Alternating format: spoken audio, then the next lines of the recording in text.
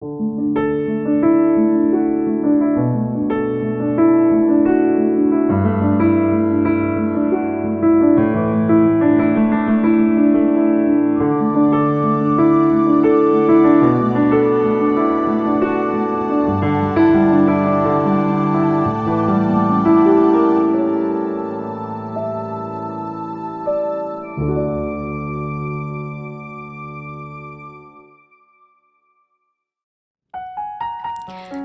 pagi Bapak Ibu Saudara yang dikasihi Tuhan. Mari pada pagi hari ini kita luangkan waktu kita sejenak untuk menyembah Tuhan. Haleluya Yesus, terima kasih. Tak terbatas kuasa-Mu Tuhan, semua dapat Kau lakukan. Apa yang kelihatan mustahil bagiku, itu sangat mungkin bagimu. Di saat ku tak berdaya, kuasa-Mu yang sempurna. Ketika ku percaya, mujizat itu nyata. Bukan karena kekuatan, namun Roh-Mu ya Tuhan. Ketika ku berdoa, mujizat itu nyata.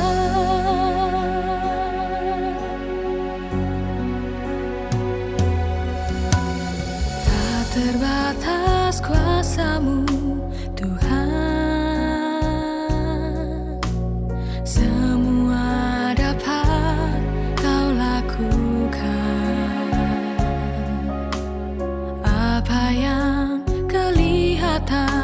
mustahil bagiku, itu sangat mungkin bagimu. Di saat ku tak berdaya, kuasa-Mu yang sempurna.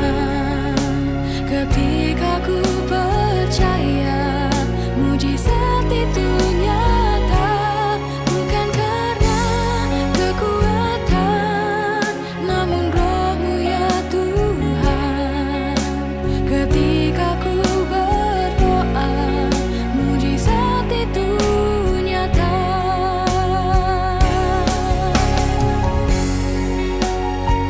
Mari kita sembah Tuhan.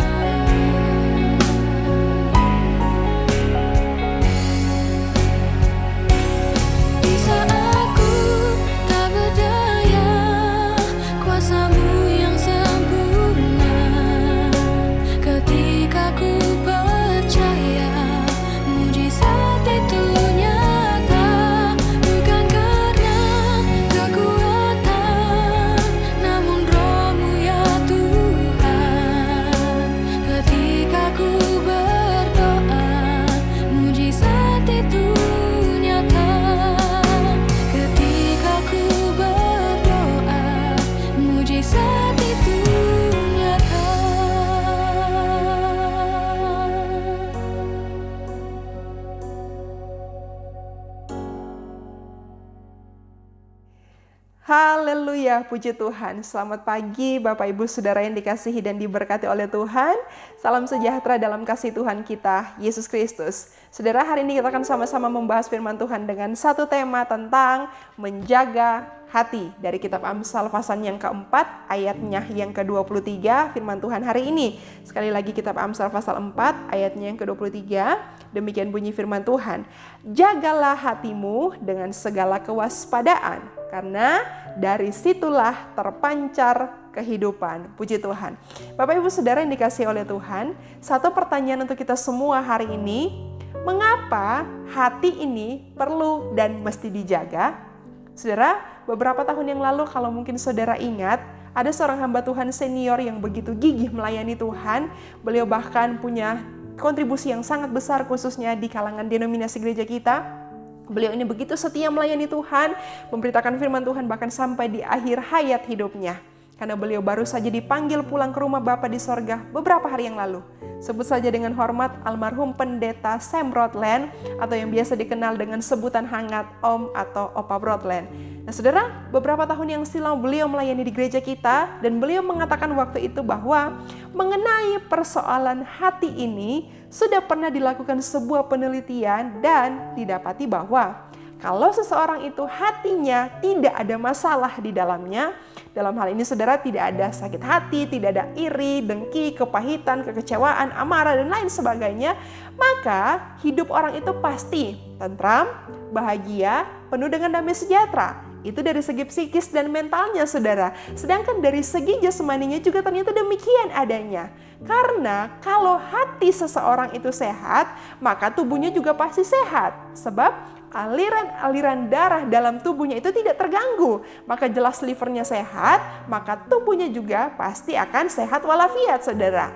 Nah jadi saudara yang dikasih oleh Tuhan, hari ini kalau kita mau hidup kita bahagia, senang, sehat, enjoy, tidak gampang sakit, ternyata rahasianya cuma satu. Hati ini perlu dan mesti dijaga. Karena firman Tuhan tadi bahkan mengatakan kalau hati kita dijaga, maka disitulah ada kehidupan. Nah saudara, sekarang persoalannya menjaga hati ini ternyata adalah tugas masing-masing pribadi kita, bukan tugas orang lain. Tidak bisa disangkal saudara. Seringkali kita membuat orang lain harus bertanggung jawab atas kondisi hati kita. Mungkin kita disakiti oleh orang-orang terdekat kita, entahkah keluarga, suami, istri, orang tua, atau anak. Kita mungkin dihianati oleh orang-orang terdekat kita, sahabat atau pasangan kita. Kita dicurangi oleh teman atau rekan kerja kita. Sehingga hati ini berespon, hati ini bereaksi, kita menjadi marah dan menuntut pembalasan. Tapi hari ini saudara, firman Tuhan mengajarkan satu hal kepada kita semua, baik kepada saya maupun kepada Bapak Ibu Saudara semua, bahwa tidak ada satu orang pun yang bisa menjaga hati kita.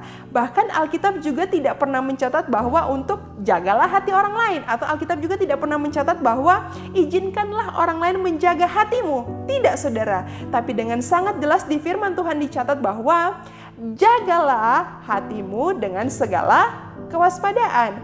Jadi saudara, tugas kita walaupun kita disakiti, walaupun hati kita dikecewakan, kita dihianati, kita difitnah, kita dijelek-jelekan, kita digosipin, kita disalah mengerti, tugas kita cuma satu. Jaga hati kita dengan segala kewaspadaan. Jaga hati kita untuk tetap fokus on the track. Karena firman Tuhan mengatakan dengan sangat jelas sekali, disitulah terpancar kehidupan. Sekali lagi hari ini kuncinya bagi kita semua. Kalau kita mau hidup kita sehat, senang, bahagia, aman, tentram, bahagia, penuh dengan damai sejahtera. Cuman satu rahasianya, hati kita perlu dan mesti dijaga. Maka kita akan melihat hidup kita dipenuhi dengan segala kemurahan Tuhan. Hari-hari kita penuh dengan kebahagiaan karena hati kita tetap tertuju dan terfokus hanya kepada Tuhan. Puji Tuhan, Tuhan Yesus mengasihi semua saudara sidang jemaat dimanapun berada hari ini. Selamat beraktivitas, Tuhan menyertai hati kita. Jangan lupa, jaga hati, Tuhan Yesus memberkati kita semua. Mari tundukkan kepala, kita bersatu di dalam doa. Terima kasih Tuhan Yesus, Engkau berfirman kepada semua kami pagi hari ini. Tolong mampukan kami ya Roh Kudus supaya kami mampu menjaga hati kami, maka kami akan melihat hari-hari baik, hidup kami diberkati oleh Tuhan. Karena kami tetap fokus berjalan bersama dengan Tuhan, kami penuh dengan kekuatan Allah yang menopang hidup kami penuh dengan kemenangan daripada Tuhan. Terima kasih untuk firman-Mu yang kami renungkan bersama hari ini. Jadilah Tuhan sumber kekuatan dan penolong bagi kami sepanjang hari ini. Terima kasih, terpuji nama Tuhan. Di dalam nama Tuhan Yesus, kami berdoa, kami mengucap syukur. Haleluya. Amin. Di saat aku tak berdaya, kuasa-Mu